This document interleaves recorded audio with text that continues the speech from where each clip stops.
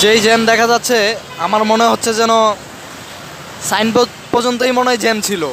যে একটা অবস্থা দেখা যাচ্ছে, গাড়িগুলো এত তাড়াহুড়া করে গন্তব্যে পৌঁছানোর জন্য এক লেনে 3টা পর্যন্ত ঢুকে যাচ্ছে। আজকের আশা করি যে ইরোডেক্স নিটওয়্যারের শ্রমিকদের আন্দোলন সফল হবে। আমরাও চাই শ্রমিক বাঁচলেই বাঁচবে দেশ।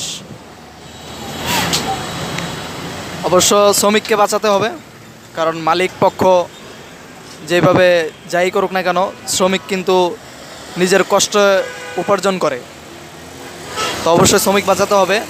আর আজকের মিছিলের অংশগ্রহণকারী বিজিবি, সেনাবাহিনী এবং পুলিশদেরকে দেখলাম অন্তত শ্রদ্ধা ভক্তির সাথে শ্রমিকদের সাথে কথা বলল, কোনো শ্রমিক বিরোধী কথা বলেনি। এই জিনিসটা আমার কাছে খুবই ভালো লাগছে যে তাদের প্রতি শ্রদ্ধা আরও বেড়ে গেল। আর যেই জ্যাম দেখা যাচ্ছে এই জ্যাম আরও 10-15-20 মিনিটেও শেষ হয় কিনা জানি না। এটাই বলতে চাচ্ছি যেন শ্রমিক